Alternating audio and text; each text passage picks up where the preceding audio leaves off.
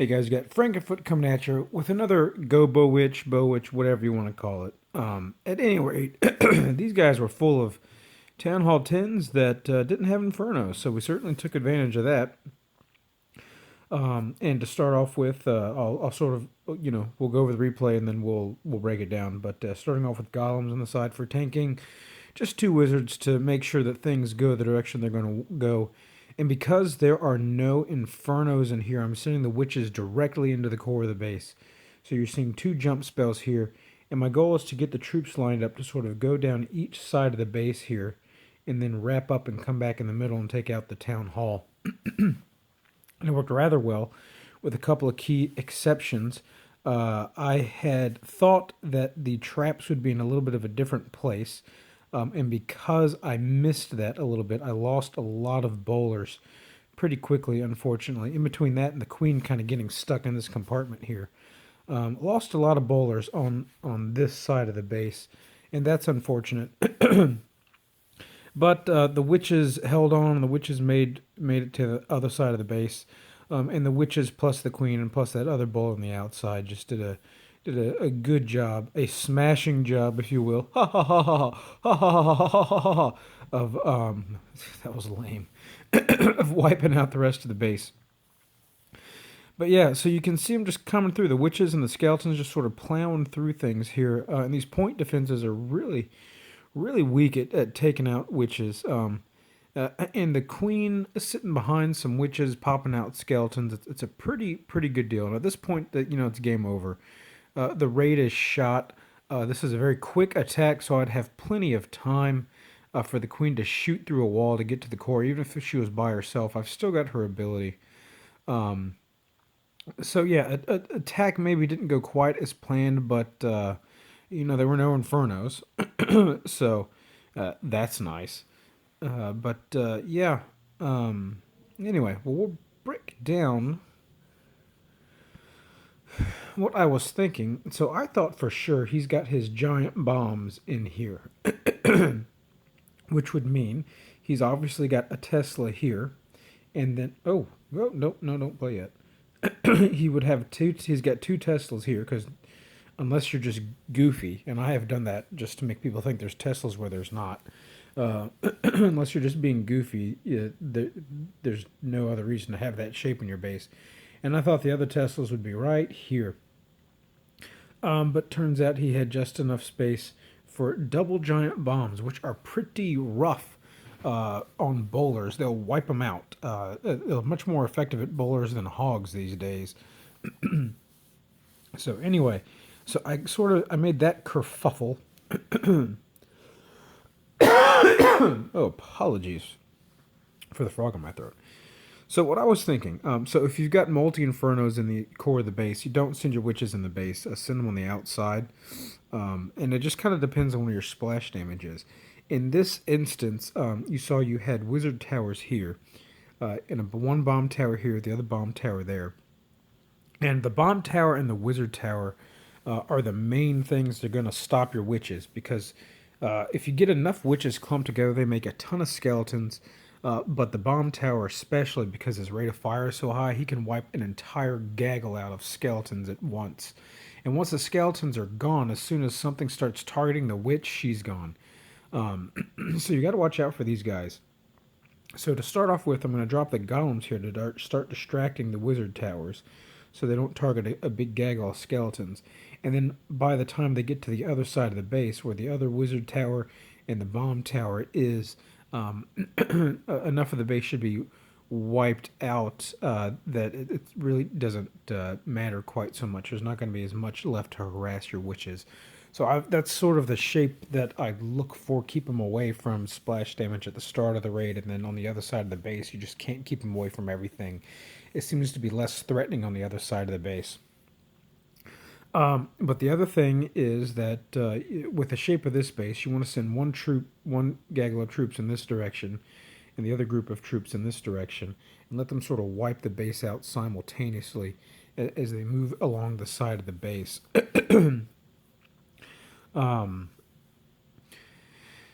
And the other thing you gotta consider is clan castle. So what I ended up doing was I sent some bowlers and the king, and then my clan castle bowlers in this direction. I had a heal spell waiting on them because I wanted to keep those high-powered bowlers up. And they're going to move down here and they're going to take out the queen. And of course, they're going to take out all the defenses here. And you can see everything is accessible from troops moving through the core, right? Bowlers can get every single thing on the other side of this wall here, with the exception of these guys out here. But well, those aren't defenses, so who cares? They'll come back and get them if they need. This attack's pretty darn fast. And same thing for here. You can reach all the defenses from inside this little track in the base. So it's a great place to send troops.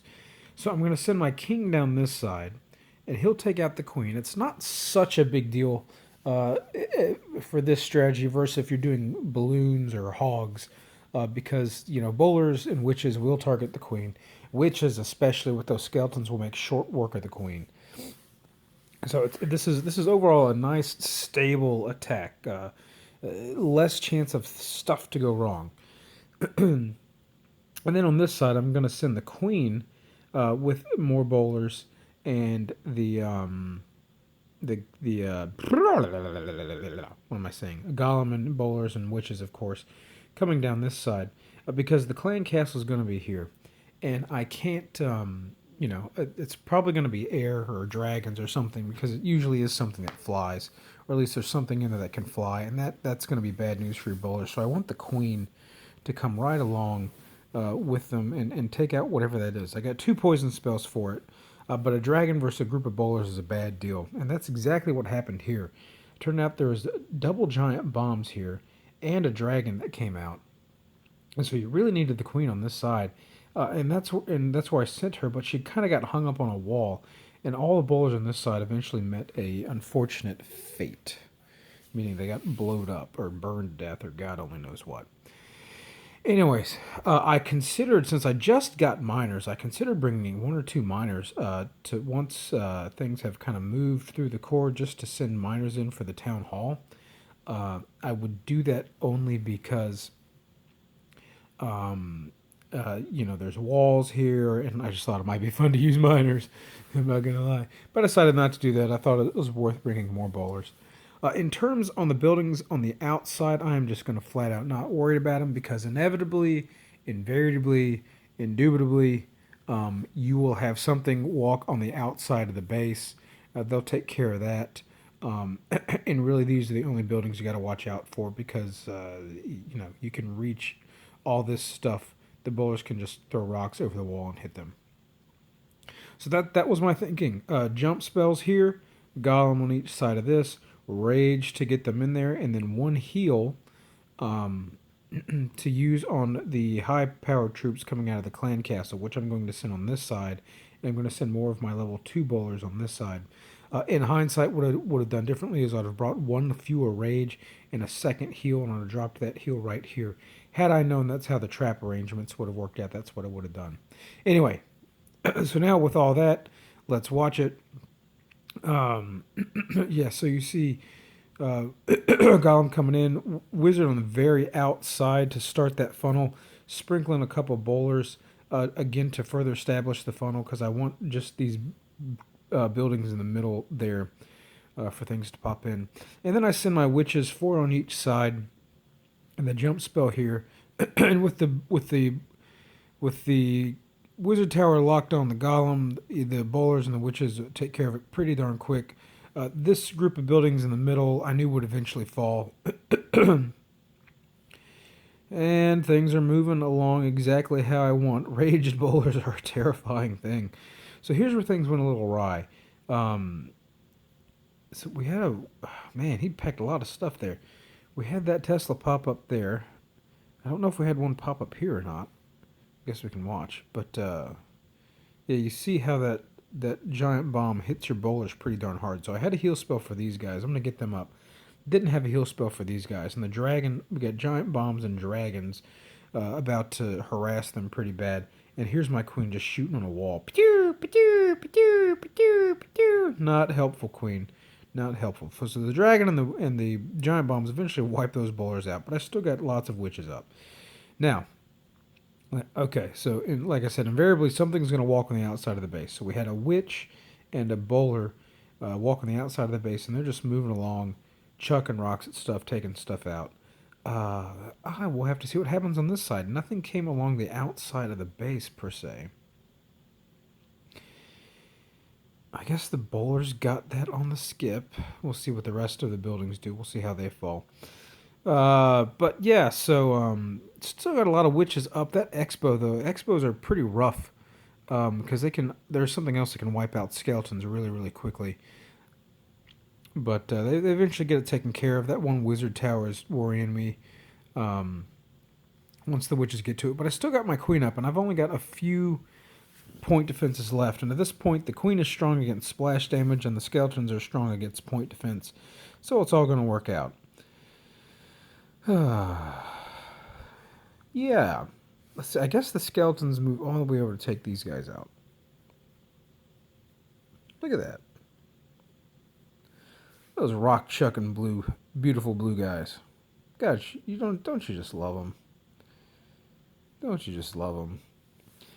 And then the final end of the town hall with about 20 million skeletons hitting it with little tiny swords. Well, there you go. There's my thoughts. Still kind of tinkering around with the strategy and learning with it. If there are no infernos, it is always an easy 3-star. It is hard to mess up. As you can see, I had a couple of things go really wrong in this raid. Still got the 3-star by a very wide margin. Gets tougher with infernos, and that's where I'm still tinkering around with it. I have good luck and bad luck. Just for fun, I'll show you a bonus attack. So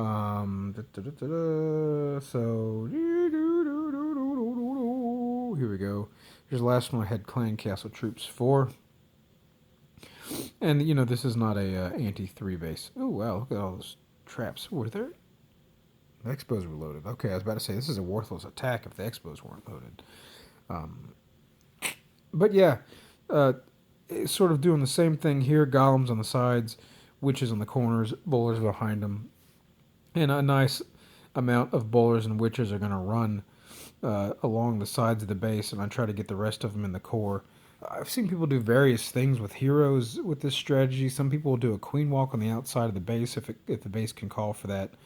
So I guess if you've got splash damage centered on the outside of the base, that is one option, at least for that side of the base. But with clan castle troops, I find it reliable to send the queen in with the kill squad. That way, you know, whatever goes on, she'll be there to take care of the clan castle troops. So between the queen and 2 poisons, you can usually get it done.